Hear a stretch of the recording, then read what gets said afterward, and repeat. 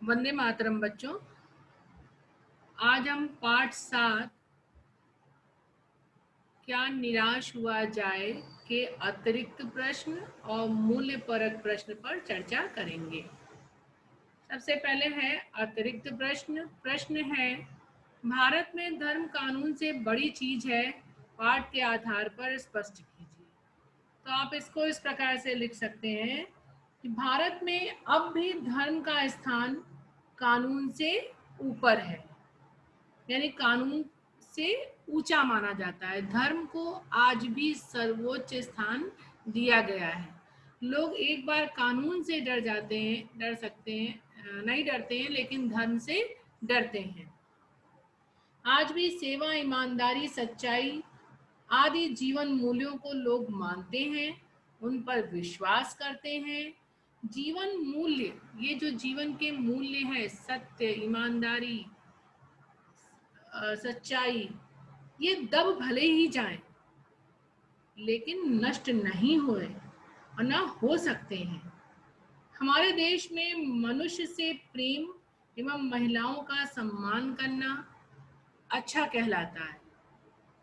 सभी व्यक्ति मनुष्य से मनुष्य में प्रेम करते हैं और महिलाओं का सम्मान करते हैं। झूठ और चोरी को अपराध या गलत माना जाता है। दूसरों को कष्ट पहुंचाना ही पाप है।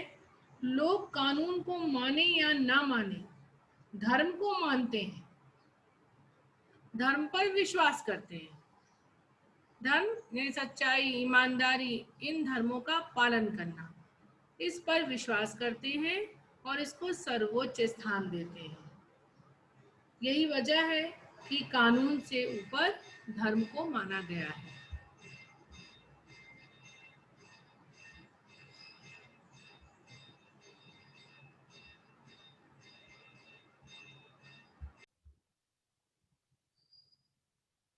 दूसरा प्रश्न है मूल्य परक। निराश होने की जरूरत नहीं। लेखक पाठ में अपने अंतिम कथन से क्या संदेश देना चाहता है, स्पष्ट कीजिए। इसको आप इस प्रकार से लिख सकते हैं, मानव जीवन यानी मनुष्य के जीवन में अनेक अवसरों पर निराशाओं का आना जाना लगा रहता है। मनुष्य का जीवन है, जिसमें कभी आशाएं भी आएंगी, कभी निराशाएं भी आएंगी। कभी हम किसी हमारे साथ कुछ ऐसा हो जाएगा कि हम निराश हो जाएंगे, तो निराशा का आना जाना लगा रहता है। यदि हम भारतीय समाज के ऊपर अपनी दृष्टि डालें, उसके बारे में उसके ऊपर अपनी नजर डालें, तो समाज में आई गिरावटों यानी समाज में जो गिरावट आई है, समाज के लोगों के रहन सहन के जो गिरावट आई है, जिससे निराशा का भाव पैदा होता है। परंतु अगर लेखक के वाक्य पर विचार करें तो उनकी बात सही लगती है कि समाज के स्तर में गिरावट के बावजूद भी हमें निराश नहीं होना चाहिए। हमारे पुराने और चिरंतन आदर्श खोखले नहीं हैं। हमारे जो पुराने मनीषियों, विद्वानों ने के जो आदर्श हैं, ये एकदम खोखले नहीं हैं। आज भी ईमानदारी, सत्य, सरलता आदि गुणों की कद्र की जाती है। इन गुणों का पालन करने वाले लोगों को सम्मान दिया जाता है। धर्म के प्रति लोगों में आस्था है, विश्वास है। धर्म को वो कानून से ऊंचा मानते हैं। व्यक्ति कानून को धोखा दे सकता है, लेकिन धर्म को नहीं। मनुष्यता यानी मानव से मानव की सेवा करने का भाव एकदम से समाप्त नहीं हुआ है। सच्चाई और ईमानदारी जिंदा है। लोगों में भ्रष्टाचार और दुराचरण के खिलाफ जबरदस्त गुस्सा है।